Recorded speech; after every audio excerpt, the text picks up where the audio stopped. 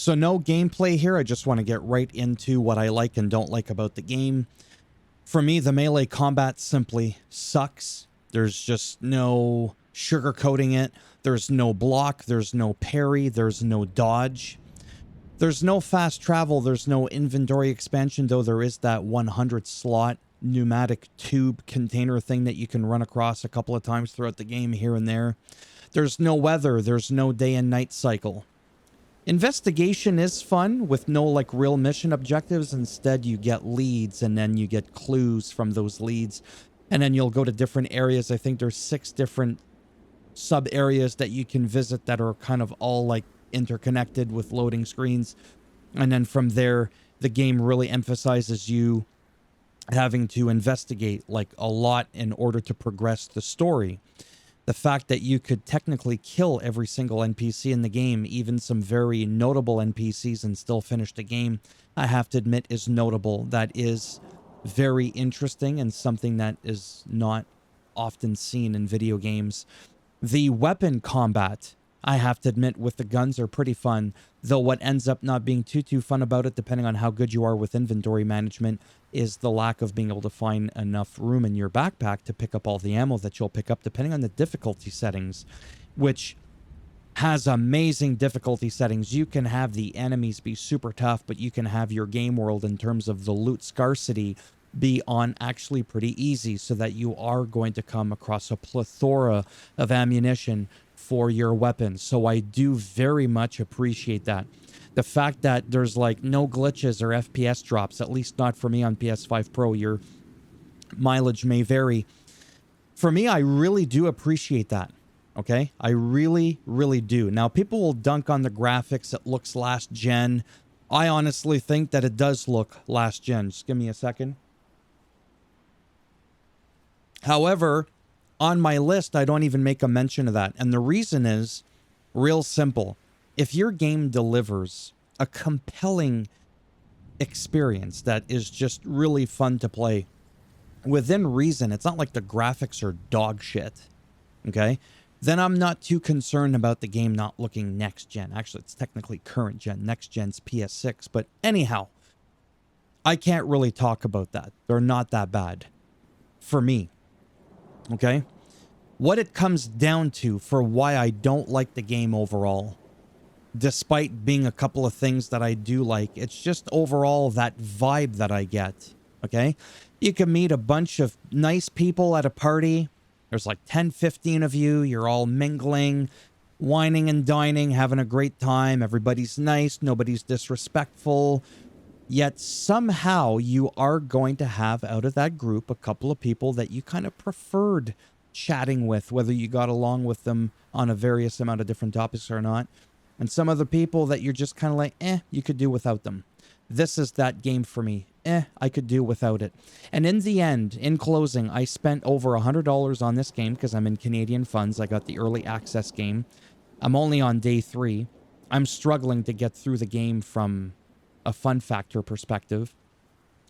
And it all comes down to this. For the same amount of money I spent on Atomfall, I've recently bought Assassin's Creed Shadows, which I'm much more heavily invested in. WWE 2K25, Like a Dragon, Pirate Yakuza, Monster Hunter Wilds, Kingdom Come Deliverance 2, and Civilization 7. These are all very new games that have come out in just like, what, the last few weeks.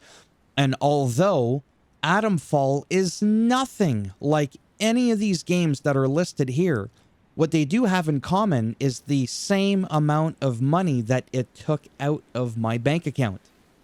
And so I judge it based on how much money it cost, not, oh, well, I can't fast travel like in Assassin's Creed Shadows. The graphics aren't as good as Monster Hunter Wilds, whatever. I'm not doing that. I'm just saying it cost me the same amount of money. There's only 24 hours in a goddamn day. I have a bunch of games on my PlayStation, on my computer, on my Nintendo Switch.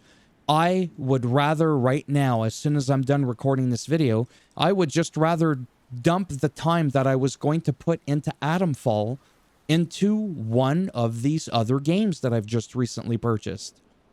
I haven't finished Kingdom Come yet. I did finish Monster Hunter Wilds.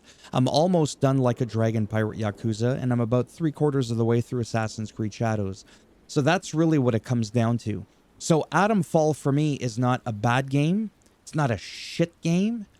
It's just not fun for me. And you know what? That's really not a big deal because I know there's always those people that, and they complain when you're being a little bit negative on a game, but I'm giving you the reasons why I don't like the game, a couple of reasons why I do like the game, but overall, something that words can't really always describe properly is just that feeling, like I said.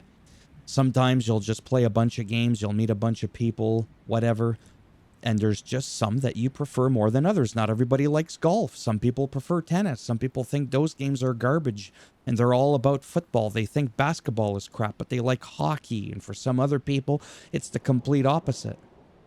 Doesn't mean the sport's bad, it just doesn't cater to you for what this game is trying to do. Even though all the negatives that I've listed probably have a reason why it's like that, and I know why some of these are the way that they are, it doesn't excuse the fact that it's simply not the game for me. It could very well be the game for you. All I'm saying is be cautious because it's rare that I come across a game that I thought I was going to thoroughly enjoy, and I simply ended up to the point where after about 5 hours I was ready to uninstall the game. I'm just being honest, so there you have it. Thumbs up as always if you liked the video. It does greatly help support the channel with the algorithm and trying to make me a little bit more relevant in the search results when people are looking shit up online. It's a lot more than just a happy feel-good moment I get seeing 2 or 3 likes on a video. If you didn't like the video, go ahead, give it a thumbs down, and I'll bend it in half. I'll twist it, and I'll break it off in half. And if you want to subscribe to the channel, naturally, that would be great. And maybe, if you're lucky, I'll give you your thumb back. Yeah, so thanks for stopping by anyways. Even if you don't subscribe, really not a big deal. And like those other YouTubers that are like, make sure you smash and like and turn on the notification. Oh, shut the fuck up. Let people decide what they want to do. Believe me. If somebody likes you, they're going to find a way to come back to your channel. You don't need to drill them with it. And not only that, most YouTubers do all that spiel at the beginning of the video. Nobody wants to hear that. Nobody. Save that bullshit for the end of the video once you got out of the way the message that you wanted to bring to the people. All right, that's enough. Bye for now.